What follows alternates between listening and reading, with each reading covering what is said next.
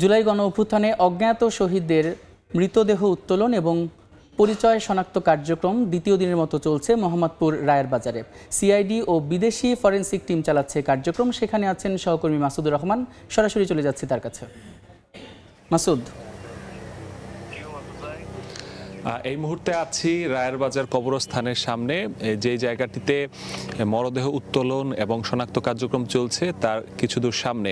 এখানে crime scene দিয়ে আমাদেরকে নিরাপদ দূরত্বে রাখা হয়েছে, কারণ যে কার্যক্রমটি করা হচ্ছে এটি খুবই সেন্সিটিভ, এবং যেহেতু ১.৫ বছর পরে মরদেহ উত্তোলন করা হচ্ছে, সে কারণে সেই মরদেহের অবস্থা পাশাপাশি সার্বিকভাবে সেগুলো উত্তোলন প্রক্রিয়া সেটি সরাসরি দেখানোর ক্ষেত্রে একটি বিধিনিষেধ রয়েছে। আন্তর্জাতিক মরদেহ উত্তোলন যে বিধিমালা সেই অনুযায়ী, সে কারণে আসলে সিআইডির পক্ষ থেকে আমাদেরকে নিরাপদ দূরত্বে রাখা হয়েছে। এবং গতকালকেও আমরা দেখেছি যে তাদের কার্যক্রম শুরুর পরে তারা বিভিন্নভাবে আমাদেরকে তাদের যে আপডেট সেটি জানিয়েছে। এবং আজকে আমরা এখন পর্যন্ত যেটি দেখছি যে সকাল 9:30টায় তাদের যেই মরদেহ উত্তোলন কার্যক্রম সেটি শুরু করেছে।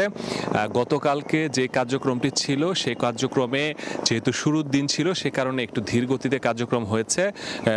গতকাল সারাদিনে 2টি মরদেহ উত্তোলন করা গেছে এবং সেগুলো উত্তোলন করার পরে সেগুলোর ময়নাতদন্ত সম্পন্ন হয়েছে। পাশাপাশি ডিএনএ স্যাম্পল কালেকশন করা হয়েছে সেই 2টি মরদেহ থেকে। পাশাপাশি পরিবার কালকে এসেছিল, এখানে 60টি পরিবার এসেছে। 60টি পরিবারের 11 জন সদস্যের মরদেহর যে 11 জন সদস্যের মরদেহের সাথে ডিএনএ ম্যাচ করার জন্য যেই ডিএনএ দরকার হয় 11 জনের সেই ডিএনএ নমুনা সংগ্রহ করা হয়েছে। এবং সেটি এই যে উত্তোলন কার্যক্রম পুরোপুরিভাবে শেষ হলে তাদের সাথে ম্যাচিং করানো হবে। গতকালকে যে 2টি মরদেহ উত্তোলন করা হয়েছে তার সাথে যেই স্বজনদের মরদেহের যে স্যাম্পল ডিএনএ যে স্যাম্পল নেওয়া হয়েছে সেটির কিন্তু এখন পর্যন্ত ম্যাচিং হয়নি, যে কারণে সিআইডির পক্ষ থেকে বলা হচ্ছে যে পুরোপুরিভাবে যখন মরদেহের যেই মরদেহগুলো এখানে রয়েছে, আমরা আগে জেনেছিলাম বিভিন্ন সময় বিভিন্ন সংবাদ শিরোনাম হয়েছে যে 114 জনের মরদেহ এখানে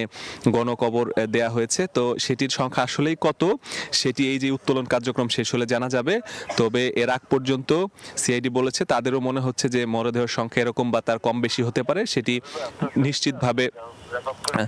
নিশ্চিতভাবেই জানা যাবে। পাশাপাশি অন্য যেই বিদেশি ফরেনসিক টিমটি রয়েছে সেই বিদেশি ফরেনসিক টিমও তাদের কার্যক্রম চালাচ্ছে। এবং গতকালকেও তিনি গণমাধ্যমে জানিয়েছেন যে তার বিভিন্ন দেশে এরকম মরদেহ উত্তোলনের পর শনাক্তের যেই এক্সপিরিয়েন্স সেটি তার আছে, সেই এক্সপিরিয়েন্স কাজে লাগিয়ে যত দ্রুত সম্ভব এই যে গণ অভ্যুত্থানের 1.5 বছরের বেশি সময় পর যাতে মরদেহগুলোর আসলেই পরিচয় শনাক্ত করা যায় সেই কার্যক্রমে সিআইডিকে তারা সর্বাত্মক সাহায্য করবে। সিআইডিও তাদের যে বিশেষজ্ঞ ফরেনসিক টিম রয়েছে তাদের সাথে সম্মিলিতভাবে এই কার্যক্রমটি চালিয়ে যাচ্ছে। আসলে এই ছিল আমার কাছে মরদেহ উত্তোলনের সর্বশেষ তথ্য।